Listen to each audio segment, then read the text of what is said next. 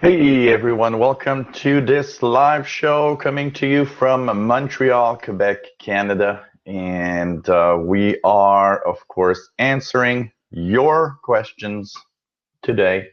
Show number 20 for February 16th, 2016.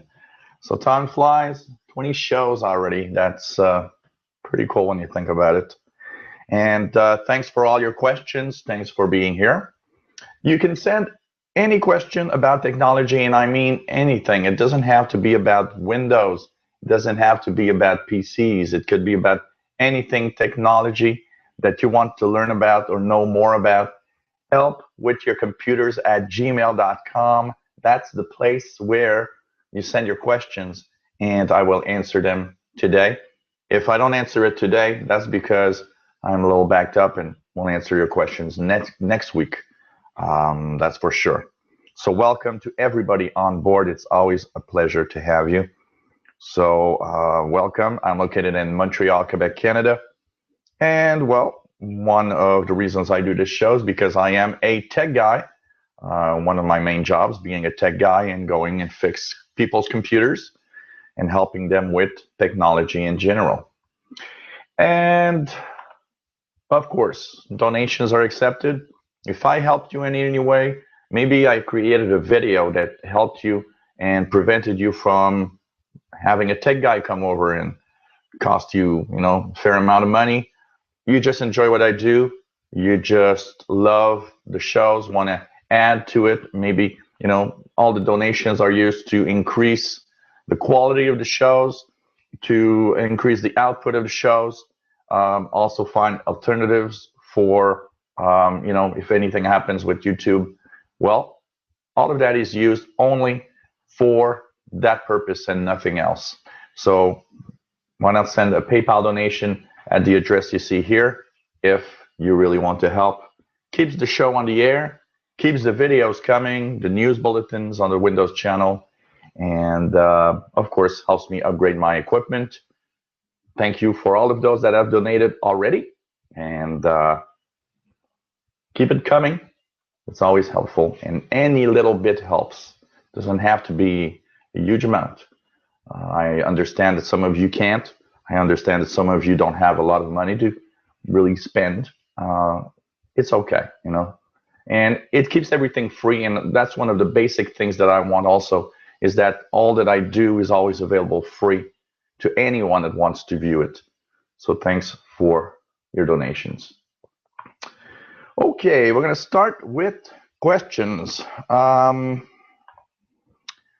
First question, actually I'll answer multiple questions. One from Viper the Bookman, one from Frank, also in the state of New York, and another one from Sophia, that is in Florida, USA, loves my show. It's about Windows activation. So Sophia first has activation problems. So she says that she's upgraded her computer to Windows 10, and that now it's been a week and it still says that Windows is not activated.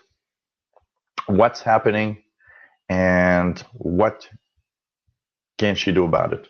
Okay, activation problems in Windows 10, although less important now, were part of a lot of the big problems and big issues at the start when people were upgrading. At the start was mostly due to the fact that there were so many upgrades that probably the servers were kind of busy and activation had problems going through. Now, one of the things about activation for sure is the fact that you need to make sure that you had a valid copy of Windows, first of all. It's very important because if you didn't have a valid copy of Windows, it will not activate. So if you upgraded from Windows 7 or 8.1, you are okay for validation. If you have upgraded from Vista, say, it will not activate. So that's the first thing you need to make sure, that you've upgraded a operating system that was valid for the free upgrade. Now, you can still wait. You know what? I've seen people that it took 2 or 3 weeks and suddenly it activated. The thing is as long as you're in the 30 days for the valid activation, 30 days will actually help you understand that you can still use your computer in the 30 days of activation. And at some point, you might just turn on the computer and, well, it's activated and it's working, and that's cool. In some cases, it's a little more complex. So what you could do, basically, and what I would try if you upgraded from Windows 7 or 8.1, try to find that Windows key from your previous installs. And if you have that Windows key from previous installs, what's going to happen is that you'll have the possibility to go into the settings menu. And in the settings, you can search for activation. And it's going to ask you, okay, see if Windows is activated. So that's what you're going to click. See if Windows is activated. Oops, sorry. Clicked on another issue. So activation. And of course, see if Windows is activated.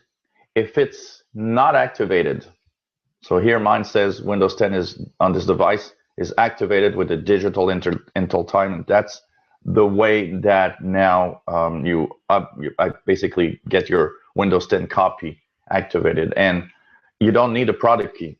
It's useless to find your Windows 10 product key at this point because it's linked to your computer. You have change product key. What you could do is click change product key. And if you have a Windows 7 or Windows 8.1 key already that was on maybe that computer you're using, then from there, enter that Windows 7 or that Windows 8.1 key. It can be used to help Windows find if your Windows operating system is valid for upgrade, free upgrade. So you'll enter that key in here, and there's a good chance that after several seconds to a few minutes that it's going to test. It's going to say, yeah, cool, you're activated. And that's another way of doing it. But it does happen sometimes that activation can be a problem. Another thing you can try if all fails is to try to find a local or your local Microsoft phone number for support, phone support, and tell them that you've explain to them what you've done, and it doesn't activate, and they will probably have some way of activating it for you.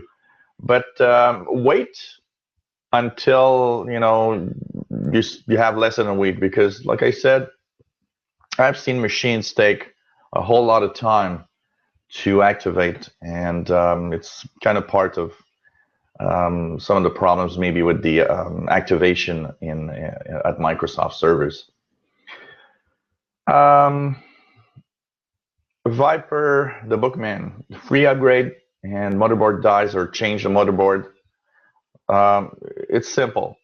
If you have a paid version of Windows 10, you will be able to probably call support at Microsoft and ask them to reactivate, because it's linked to the motherboard, but Microsoft can reissue an activation to a Windows 10 install. If you paid for your copy, you can probably reactivate it on another motherboard, on a new motherboard. They're going to let you do that as long as you're only using one PC. As for the free version, if you change the motherboard dies, there's no free upgrade. So Viper says, well, then maybe I should buy, 2 Windows 10 right away. No, because the motherboard is not something that usually dies on a computer. It rarely happens. It can, but it rarely does happen. And I think you should upgrade for free. And if it happens, and if you have a problem, then buy that new motherboard, change it, and simply buy a Windows while you're buying the motherboard. But I don't think it's really necessary to buy Windows right away, because the free upgrade will not be available for a reinstall. Free upgrade, if the motherboard dies, forget it. They're not going to tell you, well, okay, you had a free version, so we're going to reactivate on the new motherboard. That's not how it works. Not how it works with the free upgrade of Windows 10. So that, I hope it answers your question. Also, well, Microsoft activate my free copy. Frank has the question. Basically, Frank has is that if he wants to reinstall Windows 10, because what he says here is that he installed Windows 10 and activated Windows 10 a little while ago, but he gone back to Windows 7. But in the meanwhile, he's thinking of, yeah, well, I want maybe to go back to Windows 10 eventually. Will my copy be activated, or will it still be activated if I install only in a year and a half? Yes. The thing is that as long as the PC you're using was activated once with your free copy of Windows 10, it will let you install Windows 10 afterwards, after the end of the free upgrade, as many times as you want, and it's going to stay free because when you will install it, it's going to look at the motherboard and it's going to say, oh, I've already activated this computer. It was okay for the free upgrade, and it's just going to activate with no problems. So don't worry about it. But it has to be the same computer. You cannot do it with another computer. It will not work. So hope this answers your questions about Windows 10 activation. And by the way, one last thing that I have to add, if you've used a Windows 7 or 8.1 key to activate Windows 10, your key is still good on Windows 7 and 8.1. So it means that Windows 7 can still be installed with the key. It's still valid. General email questions. And so some of them, so first of all, in the email question, we have Ismail that says that he has some of the messages that go to the junk mail of Gmail, and that he would like to go to the inbox instead. So how do you do that? Well, if you go to your Gmail account, so let's go to a Gmail here, and here you have folders, and of course one of the folders is the junk folder. So if I look at all the other, so in the junk, I'm trying to find a junk. It's kind of far. Okay, spam. You've got a folder called spam here, and there's a lot of stuff in there.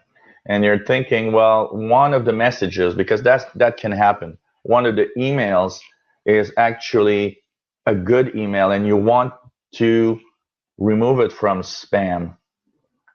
Basically, what you can do is you have the I want to know more why this message is in the spam folder. That's one of the things that you can do in Gmail. You can also, I'm just going to check it out here. There's a other option here that is you can send it to your inbox. So if you take the message and at the top you can click the folder and move it to your inbox, it will often change the status of that message and put it as a regular message. And finally, this is not a spam, a non-spam. So this is non-spam. It's not a spam message. If you click that, every email that you receive from that particular person that you wanted to go into inbox will start going into the inbox, because you've told Gmail that you're not, that message is not spam. Unfortunately, it does happen from time to time that a message will go into the spam, but it's actually a good message. And one of the reasons is very, very, very often people have no idea how to correctly send emails. And we're going to talk about that a little today because we have Tim Robinson that has a very interesting question about netiquette, or the proper way of being a good web citizen, what you should do or not do. So one of them is about email, and we're going to talk about that a little later in our show here today. So that's basically where you got to go to change it. You simply go into that spam, open the email in the spam, and you'll see that there's a switch at the top for changing it, telling it, well, this is not spam, and it's going to stay there. But you'll see that you might have to tell people to better behave in the way they send messages. Same thing. We have another one here, and it's from Ben. Ben says, okay, hi, I have a Hotmail account. For some reason, some of the emails that I really want and really need to receive go into the junk email folder. Is there a way to change this? And why do they go to the junk email? He says that one is from a friend of his, and two are from businesses that he receives email PDF catalogs regularly. So thanks for your answer. Well, same thing. If we go into Hotmail or Outlook and check out what's happening when you're in a Hotmail. In your Hotmail, you have, of course, the spam folder. Sorry, mine's in French, and you've got stuff that appears there in the spam. So when you click one of these emails, what you can click is at the top, there's a this is not spam or this is not bad. And you can click here and say not bad. And so that will unblock it. And all the future ones you'll get will go to the inbox. And you told me, well, some of them are catalogs. Well, that's the thing. It happens a lot. And as a tech guy, I see this a lot in enterprise. Companies will tell me, okay, look, we're sending out these email flyers to our customers and nobody gets into their spam folders. What can I do? There's nothing you can do. Basically, what happens is that a spam will eventually get flagged as, or a message will eventually get flagged as spam if, for some reason, a certain number of people, because that's the problem with people.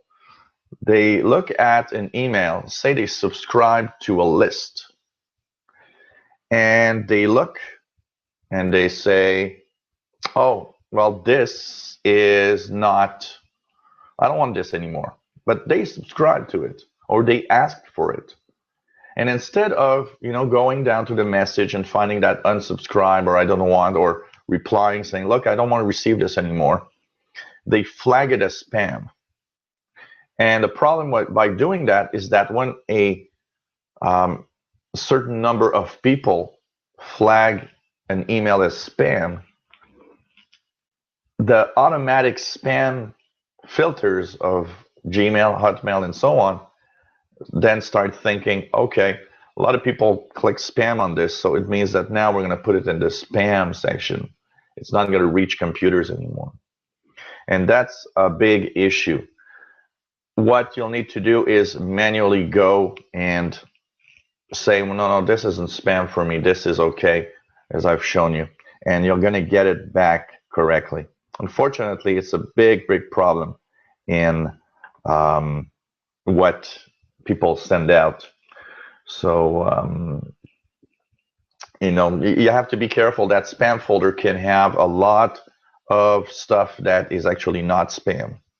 And you got to be careful with that. So sometimes if you don't receive an email from someone, check it out. It could be in the spam folder, especially. And that's why I always tell everybody. And the reason why you want to write to someone, in the subject, you have to write something. If you leave it empty, all spam filters will think that's spam, because it's one of the practices. And we have Henry. Henry says that he's got a unused Gmail account. So how do I close it? Well, many things can happen with that account. You know what? If you don't use it anymore, there's a way in the Gmail options. So if you go into a Gmail account, in any Gmail account on the upper right, you have all the different options that are here. All the different options here go into the different parameters inside the email. And you'll see there's one place where you can actually close your Gmail address. Another thing is just to let it expire. People sometimes say, well, I want to close it. I opened one. Well, just leave it alone. And after a certain number of months of inactivity, it will go through stages. So for example, if I would not use my help with your computers at Gmail for 6 months, it will change status at Gmail. It's going to say, well, in 6 months, it's that guy logged in here. Maybe it's not used anymore. And after a certain time, it's going to be deactivated, meaning that when you click, it's going to say, well, we deactivated your account because you were not using it. And there's going to be a time lapse where you're going to be able to reactivate it if you want to use it. And after a fixed period, I don't remember how long it is for Gmail, but I know for Hotmail, if you haven't used it for more than a year, chances are it's not going to be available anymore. But every email option has its own, shutting down email accounts. So in Google, I'm just going to say how to shut down Google Gmail just to see if. So now, if you go to, if you just Google how to shut down Google Gmail address, you'll be in the Gmail address support page actually from Google, support.google.com. And there's a button there that is delete your Gmail address. And you'll see that you have to go into account preferences, delete your account or services, choose delete products. You might have to sign in again. And then you'll have to delete, you find Gmail in the products, you delete Gmail and remove the Gmail. So that's how it's going to work, basically. And you see here, they tell you that if you deleted your Gmail account but want it back, we work to help you recover your deleted account whenever we can. Within a few weeks' time, the account's data may not be available anymore. You can find instruction on recovering Gmail. So you can recover a closed Gmail, but there's a time lapse where you won't be able to do it afterwards. So hope we answered your question, Henry. With that, and let's continue on.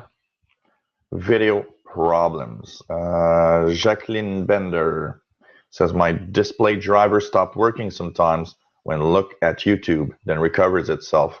Why and how do I fix this? This problem is very common, and it's a display driver problem. It means that the driver for your display adapter is needs to be updated. It's possible that there's no update yet. Sometimes you have to wait and it fixes itself with one of the Windows updates.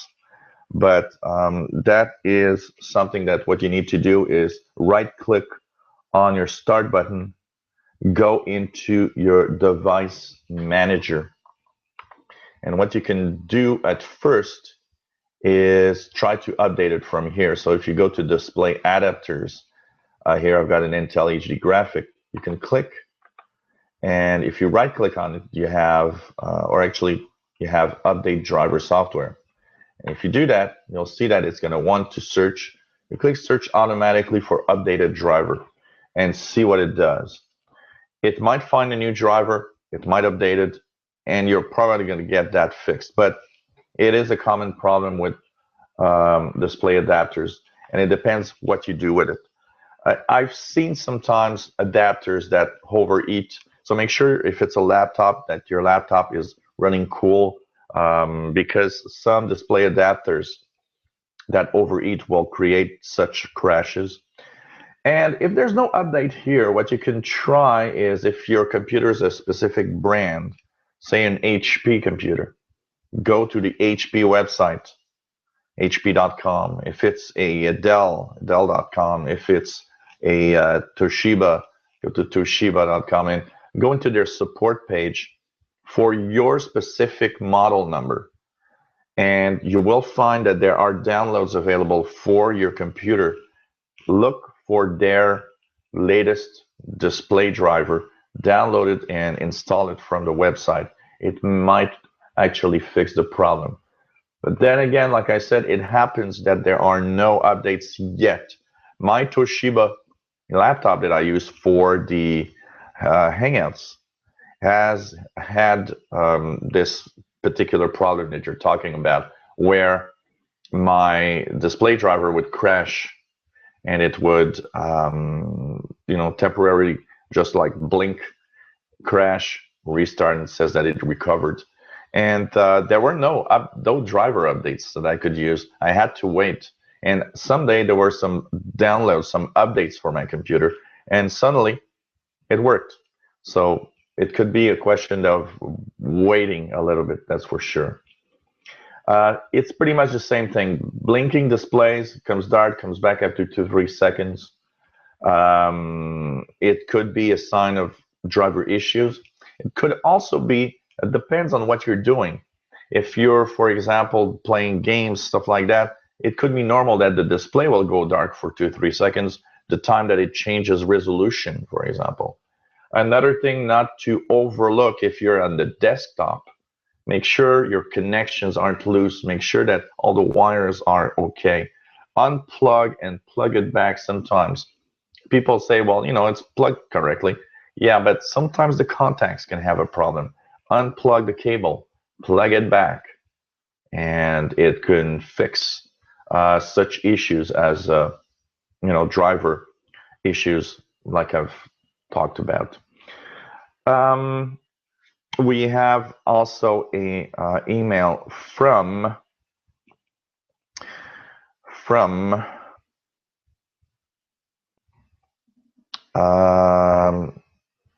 John, and John says that he's upgraded his computer to Windows 10. He's got some Windows 8 compatible games that don't want to run on Windows 10, and he's baffled by it. A friend of his has the same games in Windows 10 also, and they work fine. What should I check for? Why don't they run on my computer anymore? That is because you might have a missing graphic adapter. One of the things that you need to check for is make sure that your graphics adapter is correctly configured.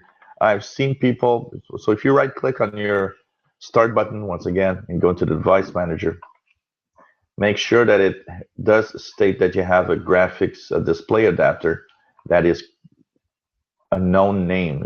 Here it's an Intel HD graphics. On my laptop it's a Radeon with a model number.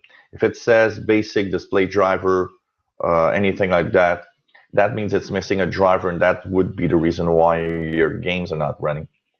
Make sure that you go online to your manufacturer of your computer and check for the latest drivers that they have for your computer. It might be also that you need to update the drivers. They may be there, but you need to update them. You can either try it, like I've shown at Jacqueline, right-click and update driver software, or once again, go to the manufacturer. If it's a desktop that you built yourself, stuff like that, well, your graphics adapter has a name and a number, a model number. Go to the manufacturer of your adapter, download the latest drivers, and you'll be able to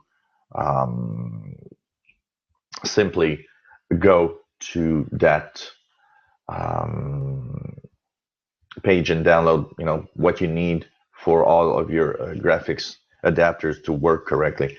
I'm pretty sure it's a graphic issue, especially if you're telling me that the game works on your friend's computer. It's a driver issue. You might need to update the driver, make sure you have the driver correctly installed. But it's probably just a driver issue. That's for sure. Okay, USB thumb drive issues. Stephen Mail says that he's used a USB drive that's 64 gigabytes. And the system told me it would be 10.2 gigabytes, but I formatted the USB drive. It would only read 32 gigabytes. It seems that would be a lot of wasted space. Is this normal, or is there anything else I can do? Should I buy a smaller USB, maybe a 16? Yeah, no. The thing is that your drive probably was kind of reorganized. The thing here is that first of all, for your system backup, don't use big drives because you are going to waste space doing so. And a lot of the backup drives cannot be used for anything else. So buy the smallest drive that you need to do that backup. So for example, in my Windows 8 machine that I had here, the Toshiba, the backup to USB of all the system was about 6 gigabytes. So I just bought an 8 gigabyte and used it for that because if you have that, it's first of all better not to use it for anything else. So buy a small drive for just the backup here. One thing for sure. And the other thing is that it might be that your drive has been simply kind of reorganized. When you go to the File Explorer in Windows 8, go to where you see this PC in the File Explorer and right-click on this PC, and on that you'll have Manage. Once you click Manage, what it's going to do is going to show you in Manage, and you go into Storage and Disk Management. It's going to show you all the drives available, and your USB thumb drive is going to show up there as long as it's plugged in. What you need to check when that pops up and finally shows you what's happening, the disk management is going to show you the space used by different options, the formatting or so on. And so you'll have like something that's like, separated like this. So for example, here I've got disk 0, which is a 1 terabyte drive, main partition and so on. What your USB drive will show is, okay, 32 gigabytes are used for, primary. And you might see something that is black or gray. And that means it's going to say, well, this is unallocated disk space. And you can fix that by going here if you want. And by right-clicking on the what's unallocated, you'll have the options to, mark partition as active. What I would do basically is go into the partition that is the 32 gigabyte that works, which would be blue. You'll simply go there and simply make sure that once you've selected, delete the volume. So delete all the volumes that are possible. You'll come with a big block, a big chunk of black or grayish area that's going to say 64. Once that is done, you right-click again on that gray or black area, and what you'll be able to do is simply make the partition active and format that 64 gigabyte partition, and it's going to give you a 64 gigabyte drive again. It's probably that 32 gigabytes of your 64 key has been simply marked as, unavailable by Windows or by the process that you've used on it. So after you reformat it, it's going to come back at 64. It's really a way that, partitions were created. I have Tim Robinson that says for graphics, if your graphics are NVIDIA or AMD, of the current for graphics driver problems, you can go, of course, to the website of the manufacturer of your. Like I said, the best is if you have a brand computer that is, an HP, a Dell, an Acer, a Toshiba, go to the website of your manufacturer. They usually have the latest updates available for your adapter. But if you have a computer that's been made by a little shop, or maybe you built your own computer, then you'll have an NVIDIA or AMD or even an Intel display adapter. Go to the corresponding, NVIDIA website or AMD for the Radeon drivers and so on to get these drivers directly. That's for sure. He says that his graphic card is NVIDIA, so he goes to the NVIDIA website, install GeForce Experience program, checks for updates of the drivers when I want to. So yeah, not all the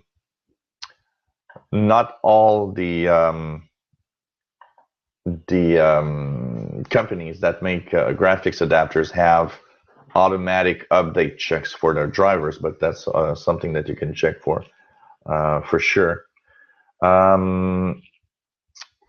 Also, Stephen Mel wants to know what the basic difference between a Pentium Celeron processor, Core 2, 3, 5, 7, and also is trying to back up. So as for the basic differences between the processors and all of that, it's going to be part of one of my Learn the Tech shows because it's a question that other people asked. So in about 2 weeks, we'll talk about processors. We'll talk what's a processor, what does it do, the different processors available, the different types for PC, and all the processors available for different computers, tablets, and so on. And what does it do exactly? So I'm keeping that for a Learn the Tech show. That's for sure, my friend. Peter Sargent says, has the same problem with flashing screen when watching YouTube and BBC iPlayer. Tried looking for an updated driver that indicated all drivers up to date. In the past few days, problem has fixed itself. And this is a Packard Bell Evernote. Keep up the good work and advice. Yeah, you probably, without even knowing in the general updates of your computer, add update for a driver and it just fixed itself. Or if it was an issue with something else, the updates eventually fixed the problem. It's not unusual that in Windows 10 things fix themselves pretty much on their own, and it's one of the particular things about the Windows 10 and even in Windows 8 operating system. We have a question from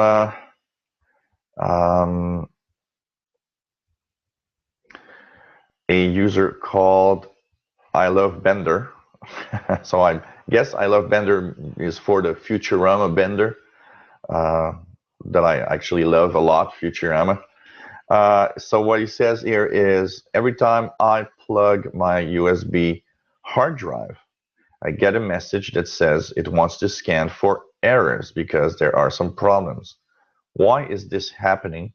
It is pretty much every time that I plug a thumb drive or a USB hard drive for my backups. Yeah, that happens, and it happens if you have not ejected your drive correctly. And that's a common issue because people don't know that they have to eject from Windows the drives that they plug on their USB ports.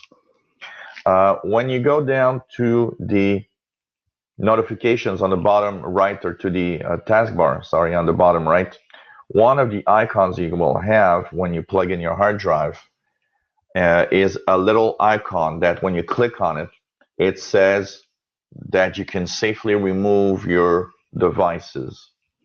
So if you plug a USB thumb drive or a hard drive, you need to go there and you need to eject by clicking there, eject your hard drive or eject your thumb drive. It's very important because what happens with that is that sometimes when like probably the majority of the times, if you don't do it, it's not going to be a problem because even though you didn't do it right, the system was not writing on it or was not checking anything. So it didn't do anything to the system or the file system on the thumb drive or hard drive.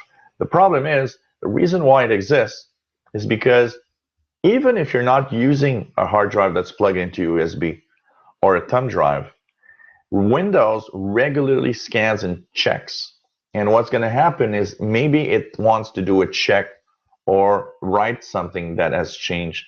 And if you just remove the drive, you break the file system. Now, most of the time, the file system is not broken enough to prevent you from using the device, but it can break it enough that it renders your file system unusable, and suddenly the only way to recover is to reformat your drive or thumb drive, and that will mean that you might lose the stuff on it. Of course, there's recovery software that you can use to try to gain access to the stuff that you might have lost, but you got to be careful with that. Always eject every drive from the taskbar at the bottom right by clicking the icon. It's very important if you don't want to have any problems. That's for sure. Okay. Tips on general web safety. This is a question. First of all, Douglas Elliott says that if he wonders there's a way to scan URLs or website address to know or check if they are safe. So yeah, there are. First of all, if you use a big antivirus software like the Norton or the McAfee or the big general packages that you pay for, often these will have URL checks by themselves, and they know which websites are dangerous. But there's a website that I've used a lot, and that website is virustotal.com. If you go to virustotal.com, here you can scan files and also URLs. So by default, file is selected. So you can choose file. What it's going to do is maximum size 128 megabytes. You can send the file here by choosing the file. It scans it and it tells you, yeah, it's okay, no malware in there, nothing bad. You can click URL and you'll say, okay, I've got this link, so you can copy and paste the link in the little box there. So say, for example, we go to google.com and say, okay, I want to scan google.com. So here's going to tell you that the last scan was done, and also it's also the first time that it was scanned in 2010, and detection ratio is 0 out of 67. You can view the last analysis, and it's going to tell you all of it says clean site. So it has the scanner of all sorts of things that are bad, and it checks all of them. And so it says everything is clean, everything is okay. So you can actually check that out and make sure that there's nothing on it. So virustotal.com is one of the websites. There's tons of these sites, by the way, that you can use to go there. It says website checker like stop for forum spam, any website basically. I like this one because I've used this one for a long time. I know it's fairly safe and it's fairly correct. And the added bonus of, checking a file if you want if you receive an attachment or anything and you're not sure, you can, have it sent here and checked for viruses. So what you can do is check it out via there, and even if it's a short URL, sometimes people use like short URLs for another. It's going to go through all the steps and check that everything is all right on the other side and what you're receiving. So hope that helps, Doug, and nice to have your question. And he says that he did like my 2 videos on virus prevention and scams, which is very important. And true, security is very important, and it's very, very important to be careful with that. So virustotal.com, you can actually copy and paste a link or a URL that you have in here. Check it out before you go to the website and get problems with there, for sure. How do I know if a link, an email, for example, brings me to the right place? Well, usually when you just hover over the website in a URL, it's going to show you where it's going to send you. And of course, if it says, oh, it's going to send me to google.com, when you hover over it, it's going to tell you, no, it's going to abcd.if/ whatever, that you're being spoofed. You can, simply copy paste the link into the VirusTotal. It's also going to tell you if it's okay or not. And we have Jerry that says, I've heard in one of your videos that you should not trust your friends with links or files in attachment. I was wondering why that is. I always thought that my friends were the ones that were safe, that they could be trusted. Well, that's the thing in computers. And I always say this to all my clients. Your best friend is your worst enemy in computer security. Your family are the worst people for security in your computer. Why? Because we have a tendency to try and want to stay safe. And we have a tendency to say, oh, this comes from my sister. She's good with computers, so it's okay. No, it's not. And very often, if, say, for example, she gets infected and that infection is sending out spoof emails to everyone, you're going to click a link that brings you to a bad page because you think it's safe because it's from your sister. It's like a natural way of everybody saying, oh, everything from my sister or my best friend is okay. It's not. Always think of everything you receive from friends and family as the worst security nightmare you might have. Always think that they're no good with the computer, and always think that they could have been infected. People get caught about this because one of the things that I've seen on a few clients that actually lost money is this.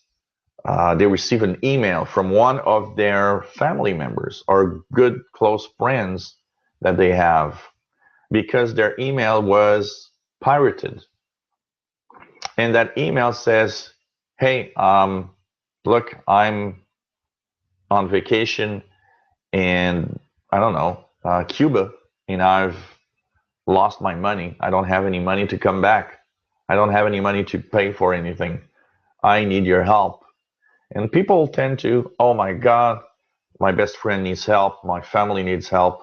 These are always scams. And the problem is because they're using the family's or the friend's email, you think it comes from them. So that's why I always say best friends, family, they're all your security nightmare on emails. Never click a link, usually from them. I hate links through email. I think it's the worst idea in the world to send a link through email. I never send a link through email to someone. And if I do, there's something you need to do. Say you are sending email to a friend and saying, hey, this guy on this show, you know, talk to us about, you know, Virus Total, that website that you can go and check for, you know, if URLs are safe. And I'm going to send you the link. Well, tell them you're sending the link for something and what it does. Because most of the time you can, you know, people just say uh, pretty much nothing. And it's like, oh, this is so cool. Hi. But they put a link and it's like, okay. Or look at this. Yeah, well, that could be, you know, a pirated account. And somebody's going to say, look at this. You know, put details. Oh, click on this link. It's a video about blah, blah, blah. You know, give more details so that people can actually know more. Okay. Oh, look, this is my cute dog, and I made a video. And but you know what? Even that I don't like. Basically, you should never click a link in emails. And why not scan the URL with the website that I talked about? I think that would be probably one of the best things to do. And now we are getting to Netiquette, and that's kind of a suggestion from Tim Robinson. And it comes from his case, it comes from the fact that somebody on my YouTube channel posted a comment in uppercase. And gently told him, well, you know, you shouldn't write in uppercase. And here are a few basic things about Netiquette, which is the proper way of, you know, having a good behavior online, being a good web citizen. There are a few things that you need to know. First of all, you should, of course, ID yourself, identify yourself every time you communicate. Make sure that we know it's you. Make sure that we know, you know, some people sometimes want to use some nickname or, you know, well, it could be fun in some places where you want to be a little bit anonymous, but when you're actually online and talking to some people you know, don't use a nickname. Use your real name and say, look, this is Mary, and I wanted to talk to you about something. Always include a subject line in the email for good email practice. You know, that subject line isn't there for nothing. And what I'm always telling everybody is, you know what? If you don't put a subject in your email, I'm not going to take the time to read it. And the subject needs to be very short, but at least to the point of, video of a sinking boat. And then you go into the message, put a little message, you ID yourself, and I don't know, you put that link, which I don't like I said. But you know, whatever you're writing to someone, always have a subject. And it has another reason. There's another reason why you need to put a subject. Spam filters around the world will put your email in the junk stuff if you have not put a subject. Avoid sarcasm. You know, try to be nice online. That's one of the things that is kind of problematic with the web. People are in front of a screen, so they tend to want to say something, and sometimes will say bad things to some other people just because they're in front of their screens. One thing that I've to say about that is that don't think that because you're in front of your screen that nobody knows where you are. That's the first thing that a lot of dumb people think. And they just use their regular computer, and you know what? You can see the IP address of someone through email. You can see, you know, if you do something on YouTube against a user, one of the first things that YouTube says is, look, if that person did something and it was not correct, you can sue them, and YouTube will actually give you the details of the username and IP address and everything. So, it's something to take very seriously. And, like in the regular world, try to be nice to people. That's very important. Other things is privacy. Respect that other people will not want to say where they are, necessarily pinpoint to the street and street address. But don't go crazy. People tell me, for example, I'll ask you, where are you? And they're going to say, oh, I'm in Sweden. Okay, but Sweden is a country of a certain size. I'd like to know a little more. Where in Sweden? Don't be scared to say, well, I'm in Stockholm, or I'm in, I say I'm in Montreal, Canada. There's like 3 million people here. You got to pinpoint me somewhere, and you don't have to give, like I said, the address, but you can say, well, oh no, I'm in Montreal, Canada. You can pinpoint a little more on the map where it is. So, but respect the privacy. Respect the fact that someone might not want to say where they are. They want to stay as anonymous as possible. Receiving email, you know what? That's one of the worst. Most of you are really bad in emails. Not everybody, okay? But a lot of you, and I'd say the majority of users, are bad on emails. Someone sends you an email, you should just reply, oh, cool, I received it. Cool, I'm going to check it out, or whatever. Let the other person know. And that's one of the most common questions I get is, how do I know that somebody has received my email? Well, you can't. There's absolutely no way for you to know that the other person received the email. And some people were saying, well, oh, I put please acknowledge. You have to acknowledge. Yeah, but that is a feature that you can deactivate.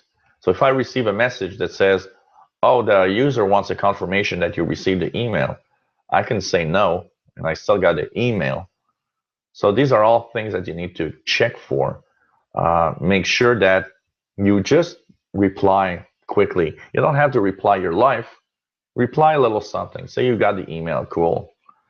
So that they know. That's for sure. Sending group emails. People, stop sending emails to everybody using the regular to who you want to send to. And I'm going to give you an example of that.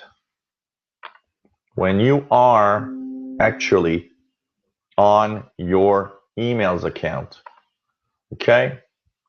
When you want to do a new message, okay? You've got to who you want to, but you've got CC, CCI, which are, you can send to multiple people, and you can send to multiple people invisible. So these are the different options that you have. I'm just going to check here because I want to, let's just see if I can get from an email that's in English, because I'm wondering about something here. Every time you send out, you can actually send out in an invisible way to everybody. That's the worst thing you can do when you make a message, and instead of going to that person, you directly send to someone. But there's 3 options. There's to who you can send to, but if you're sending to a group, make sure that you're using the invisible. So I use a CCI here and choose the invisible one. So why you do that is because you can. One of the worst things that people don't like is that everybody can see the emails of everybody else in a list. That's the worst thing you can do. An email is a pretty private thing. It's like your postal address at home. Think about that. It's something that is really really personal. And you send out a message and everybody sees everybody else's email, well, maybe there's somebody out there that says, well, I don't want everybody to see my email. Um, you might have a stalker or somebody that's going to say, oh, I've got the email. So, make sure that you use the proper sending of the email so that if you send to 20 people, it's all invisible. So nobody sees the other emails of anybody else. It's very important. Tim Robinson says the problem with email and text is that you see no facial expressions and you can't use your tone of voice, body language. So this is why I think many text-based communications can be misunderstood. That's true. Be careful what you say. You never know. You never know. Of course, no spam. You know what? One of the worst things that somebody can do, and probably I've seen this so many times at my clients. One of the things they say is, hey, my brother-in-law, he's always sending out these PowerPoint stuff. He's always sending out these PowerPoint presentation about all sorts of stuff. I can't stand it anymore. What can I do? And I tell her or him, you got to tell your brother-in-law. And you know what? They get frustrated because you tell them, hey, you know what? Your PowerPoints that you're sending every day, I don't want them. And people take it personally. But come on, that's a form of spam. It's not everybody that wants to have your PowerPoints that show, beautiful cats or something. Look, email is like postal mail. No junk. Stop sending junk to everybody. Okay? If you are wondering if somebody wants it, when you see that person, tell them, oh, I've got these PowerPoints of all sorts of, funny things. Do you want me to add you to my list that, when I send out PowerPoints so that you can receive them? Don't just think, oh, I'm sure my friends will all want to have the PowerPoints. Don't think that. That's the worst thing you're going to do. And you know what? That person will eventually do one thing that you won't like, and she's just going to put that email into the junk stuff. And, well, when you write emails, they're always going to be in the junk for them. That's for sure. Uppercase. Uppercase is one that a lot of people don't understand. I get it that some people sometimes they put uppercase because they want you to see the message. Remember that uppercase on the internet is the equivalent of somebody shouting or screaming at the other people. So think of uppercase as shouting as loud as you can to somebody instead of just talking to that person. Always used lowercase. It is a practice that is much more, interesting because uppercase is always considered screaming. And even though, personally, I'm going to tell you, I don't really give upper or lowercase stuff much attention. Personally, I don't really care. It is considered, and some people are easily offended by that. So try not to use uppercase unless really, really needed. So these are some of the little aspects of being correct. If you're on online forums, don't use uppercase when you write to the forums. You go lowercase, so that's like you're talking to someone. That's for sure. I understand sometimes people want to be seen, and they're just gonna. Another thing that I'd say we'll end with that for Netiquette is in forums or in help forums. You know, I'm a guy that likes a lot of stuff, so I am on many forums in groups on Facebook where people exchange information about different aspects, you know, shortwave radio, amateur radio, computers. Please, people, that is something that I find annoying. If you don't know what you're talking about, or if you're not sure of what you're going to say, stop posting to forums. Stop posting in groups. When somebody asks a question, we don't want your opinion on it. We want an answer to the question. Stop posting. You know what? Forums are fantastic, for example, for help on computers. I've fixed client computers a lot using forums where somebody asked a question, somebody gave an answer. But you know what? In between the question and the answer, there were 75 or 100 stupid, annoying messages that should not be there. So if you don't know what you're talking about, never post on a group. If you're unsure, well, at least go and check it out. Make sure before you post something. And don't give your opinion on a question. A question is a question. It's not an opinion that they want.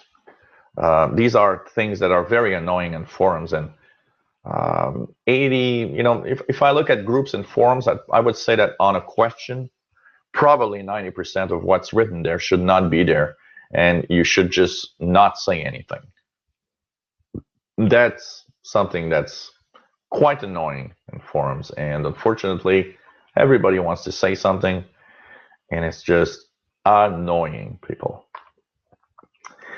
Okay, so a little bit of talk of Netiquette, where I haven't heard a lot about Netiquette in the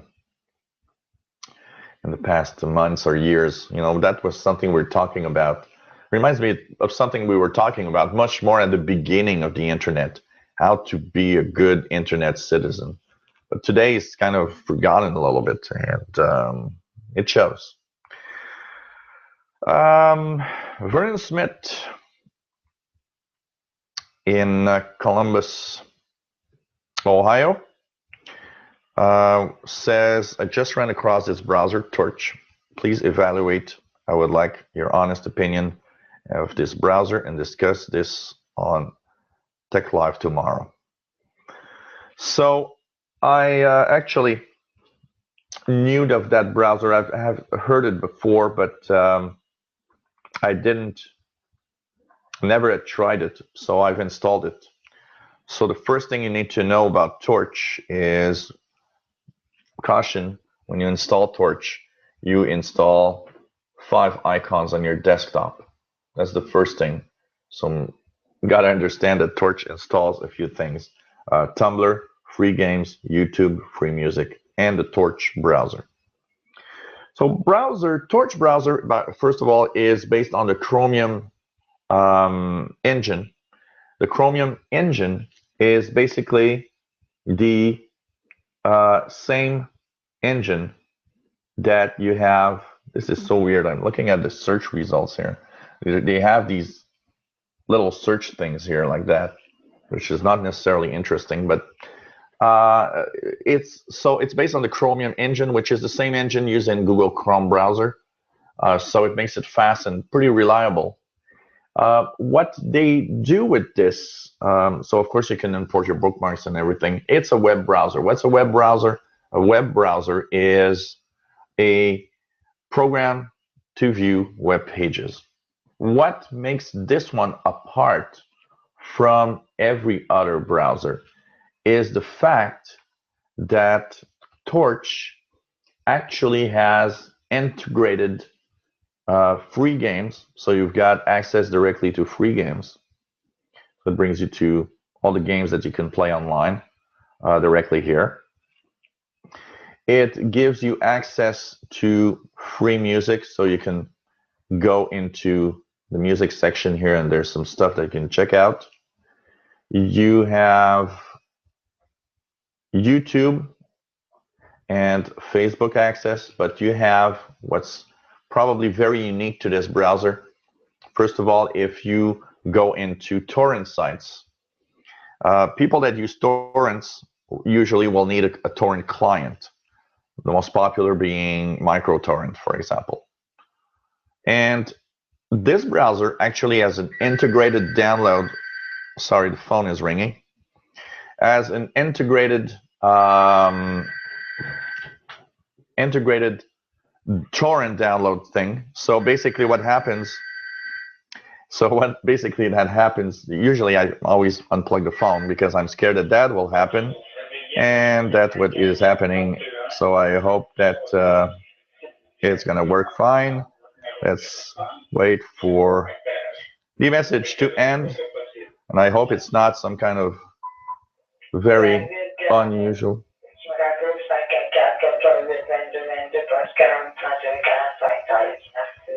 That is very, very probably not for me at all. So here goes. You can download the torrents directly from the browser. That's one of the features here. When you go on YouTube and you watch a video or any video sites that you go to, you can actually click on a video, for example, and once that video is playing, so here I'm gonna skip the ad, you can go up here and there's a little arrow that says, oh, download Kim Carnes' Betty Davis Eyes in MP4 format.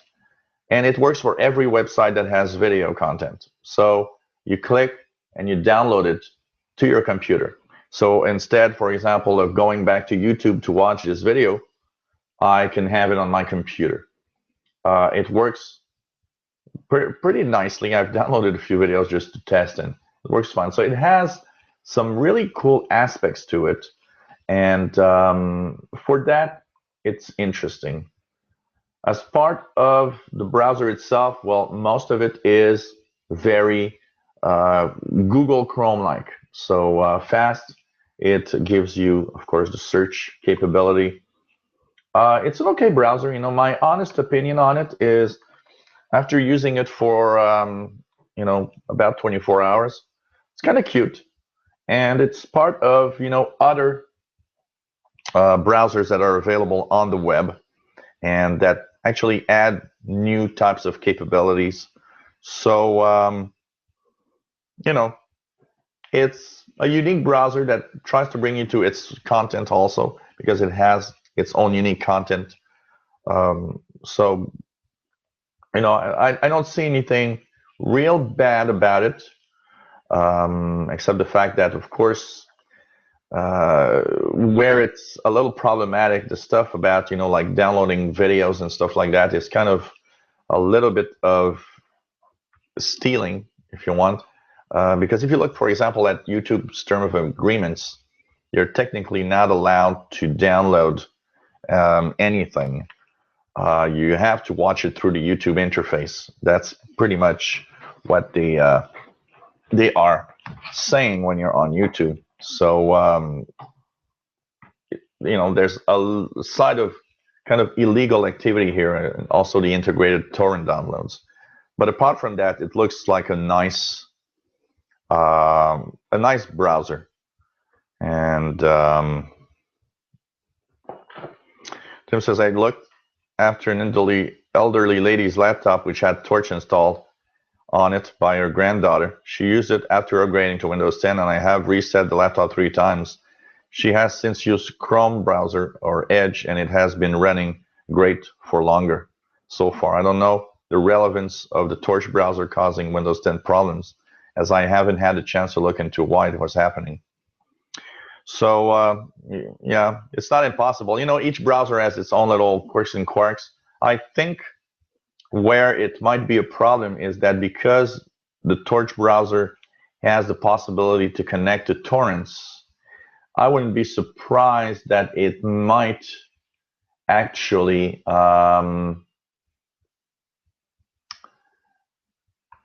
be easy to infect a computer with a bad torrent, for example, or stuff like that. That's where I would be careful about what it does.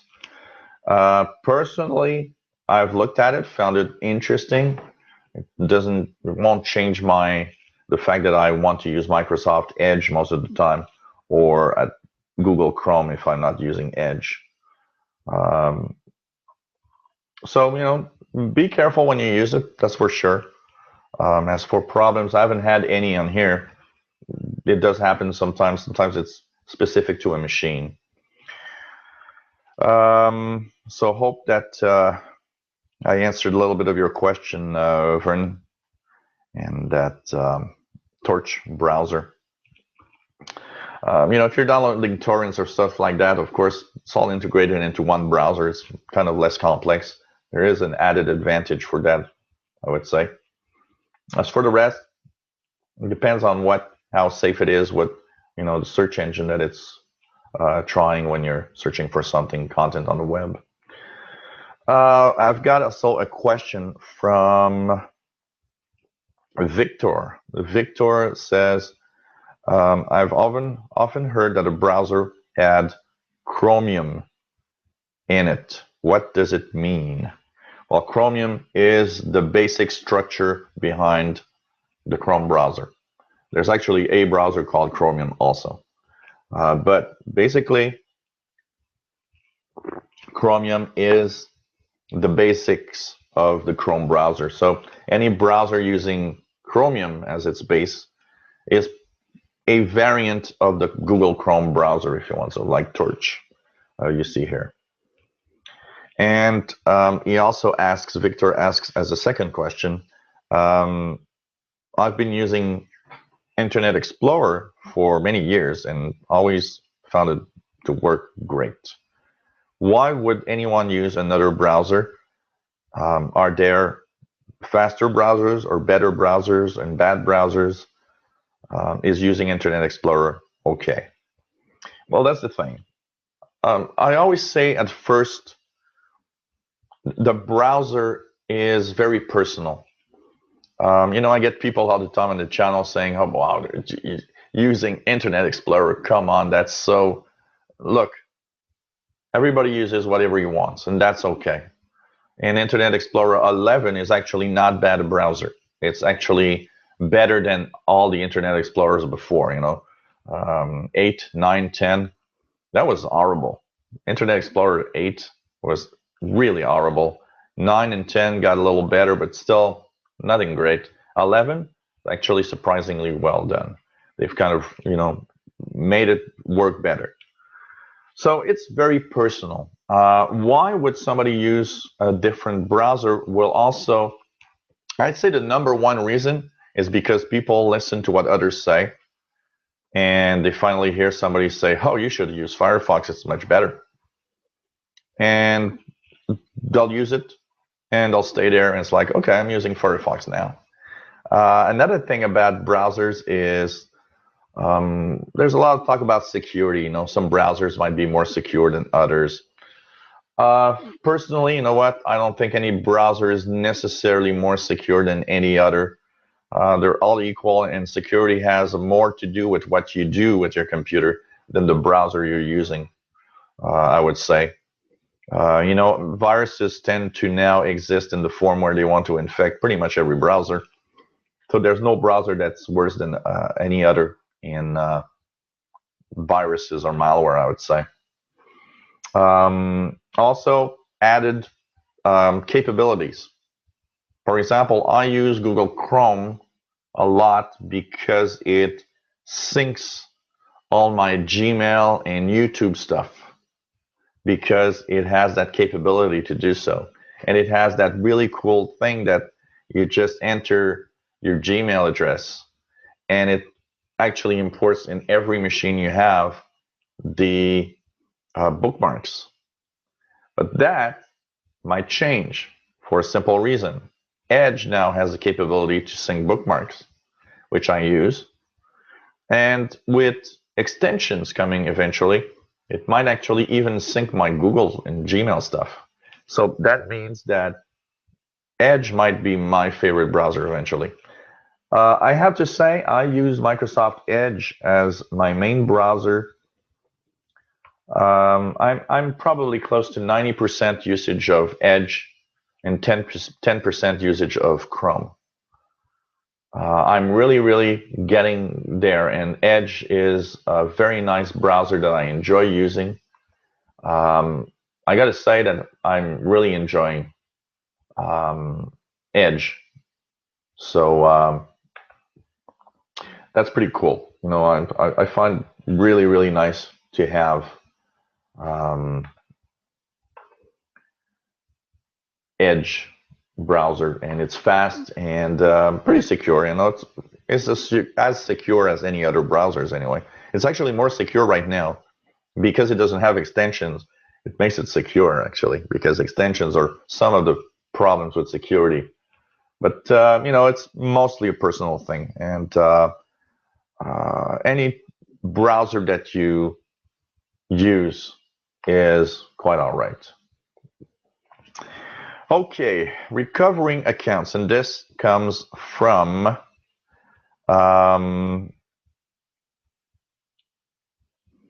Michael Barnaby.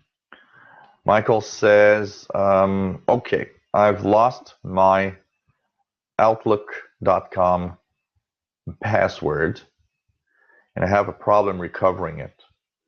How can I recover my password? I might have some really important emails. Well, that's the problem here, and I'm going to tell you why it's a problem sometimes. So let's go to Hotmail here, which is an Outlook.com account. If I sign out and go to the Hotmail page, what happens is that when you are on your Outlook.com website, you have right below the sign in here, can't access your account. So you can click there. And it's going to ask you what you can do. I forgot my password. I know the password, I can't sign in. I think someone else is using my Microsoft account. I have to answer the correct thing here. But the problem, the major problem that a lot of people have when they try to recover from here is the fact that the recovery here depends on you knowing a lot of stuff about your own account. And one of the problems that I see with a lot of clients is that a lot of people have opened accounts like this and have lied in the questions, and they don't remember what they answered. So, and they forgot the password and stuff like that. Sometimes they just can't recover because they just can't get anywhere. So what to do if you have, of course, an alternate way of getting your password, then by going, I forgot my password, and clicking next. So here, if we check out, oops, I forgot my password, for example, and you click the next button, it's gonna want you to enter email or phone. So if you have, for example, entered a phone number in Outlook, you can enter the phone number instead of the email. And it's going to say, oh, okay, yeah, I've got an account with that. And you can enter the characters here. And it's going to say, well, okay, we can send an email at an alternate email address. If that's your only email address, having a phone is a good thing because it's going to send you a secret text message to recover. Now, say you didn't put a phone number here and that you don't have another email account. Well, that's going to be the biggest problem. You're going to have to actually send a, they're going to have a form that you can actually answer the questions. And you have to answer all the questions of your accounts as best as you can. And a Microsoft employee will eventually look at it and say, okay, according to what we see, yes or no, we have you'll have access to that account. So that's why if you lie when you open an email account and that email is important, make sure that you know every answer to every questions on that. And if you have a real email, if you opened an Outlook account or Gmail, and it's going to be your main email, don't lie. Answer all the questions correctly, because that will mean that that's going to be your main email address where you'll get important stuff. You don't want to get stuck out of it, because they are very, very, very difficult at the task of giving you access to an email account if you don't answer correctly on all the security questions. So that is one of the main problems, and I see that on my clients regularly. Clients, say, well, okay, I, forgot my password, but I don't remember anything about the recovery options. Well, I'm sorry, there's nothing I can do about it. A tech guy is not a magician. It's a tech guy, so he has to do it, properly. And so what if I don't know any of the asked questions? You've lost access to your email and you'll never get it back. That's pretty much it. And that's where the importance of an alternate email address or a phone number is really important. Okay. We have another question here from Steve. Steve is in California, and he says, when he turns on his laptop, black screen pops up, says smart has detected errors, and you might need to replace your hard drive soon. How does smart work, and should I be worried about losing my data? So here goes. Smart is a system that's integrated into hard drives. So smart is, what it does basically is look at the hard drive, the reads and the writes. And every hard drive has a number of errors. So basically, if they write 1,000,000 times, they might say, oh, in 1,000,000 writes, I got 210 errors, and 1,000,000 reads, I got 175 errors. There's a tolerance in errors. The hard drive knows how many errors it has when it writes and when it reads. But once, if it's at a certain level, it's not going to tell you anything about it, because it's in the normal level of what the hard drive is actually, how the hard drive works. They all do errors, and it's normal. When smart pops up, it's because the amount of read, write errors has started to get higher. And that often goes with some clusters on the platters of the hard drive that have become problematic. And the hard drive is trying to read there and gets errors all the time. So when smart pops up, it means your hard drive is starting to fail. It is something that you need to take seriously, because when that pops up, oh, it can last a year like that.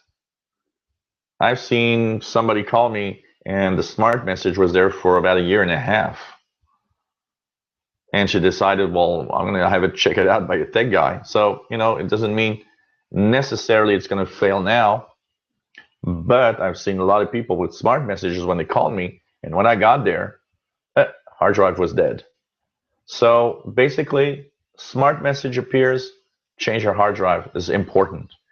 And it's important, if you have no backup of anything in the hard drive, do it right away, because that smart message might mean that tomorrow your hard drive is not going to work anymore.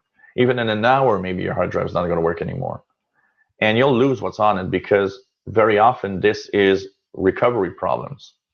And the reads and the writes can be really, really messed up.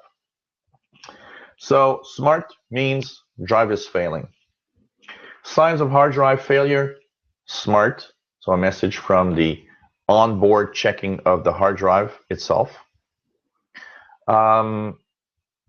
Slow computer is not always, because if you install tons of programs and everything, it slows down with time. But say you haven't really done anything You haven't really installed anything new. Computers pretty much always are the same programs and the same usage. And it seems to crawl to a halt at some point. And it really is slow. That could be a sign of hard drive. I've often had, I would say that in very slow computers, probably one out of five was a hard drive that was failing. And the problem is that it slows down the computer because it has problems reading sectors. One of the things that I use, and my clients always find that funny, if it's a laptop, I'll put my ear against the laptop and listen to the hard drive work. Of course, if you've got an SSD, that doesn't work. But if you've got a good old platter magnetic hard drive, you put your ear, and if you're here, the hard drive seems to do the same sound and always be at the same place. So it's trying to read something. And you by ear, you can notice that the drive is actually trying to read a sector and it's stuck there for a while. And that slows down the computer because it has to wait until it can read it to continue on. So, hard drive failures are often slow computers. If you get messages like, a redundancy error or cyclic redundancy errors, that is sign of some of the clusters of some parts of the hard drive is failing. And our friend is also asking, what is the average lifespan of a hard drive? He says he's got his computer for 3.5 years now. 3 years is like a really, really important age for a hard drive. I would say that from technical notes that I've read is that the average hard drive lifespan is about 4 years. So it means that some of them break down after only 6 months. Some of them will last for 10 years. I've got old 10, 15 years hard drives here that still work fine. But the average is 4 years. And I would say that between 3 and 5 is very often the time when I replace hard drives in computers, 3 to 5 years.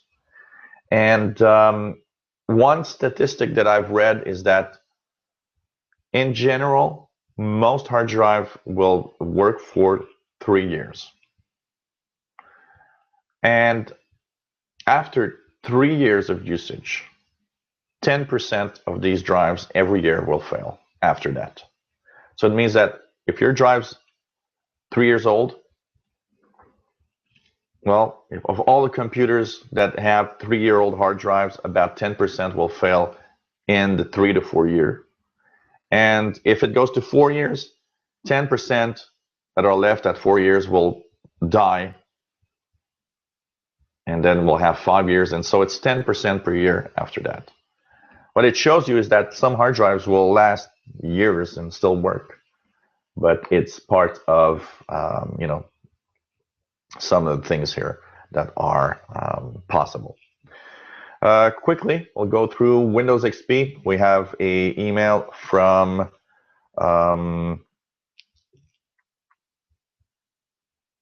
Dominic. Dominic Dominic says he loves my videos and my shows. He's 16 years old, sorry. And he says, okay, I've got Windows XP on my computer and I love it. And the questions that he has is Windows XP really that dangerous on the web? Pretty much, yeah. It is dependent a lot on what you do. So if you are careful with what you do, you might not be at risk that much. But Windows XP is old technology, and all the browsers and everything that you can use on it is not updated anymore. So there are, flaws in the operating system, flaws in your browsers. If you go to a website that's been maliciously done just to infect with security flaws, yeah. I personally would not use any more a Windows XP computer on the web. It could be great for a computer in your home that would do specific tasks or because you need special programs, but unplug it. I plug all XP computers from the web, basically. I still have one. I have a Pentium 4 here that has XP on it. And it's running Google Chrome. You know, I do go on the web with it to get some software and stuff that I need for that computer. Be careful, okay? Just go to specific websites that you like, that you know are okay. But it is getting very dangerous to use XP Online. He says that he's got a new computer that he got built by a friend that is good in computers, and they tried to install Windows XP. It was not possible. Why? Windows XP will not install on new computers and new hardware because it does not have the drivers and the technology to use today's modern computers. It was not meant for that. That's why you can't install it. And final thing, he says that he has one piece of software that he really wants to use. Is there a way to run XP on a machine that I just got built? Well, what you could do is install a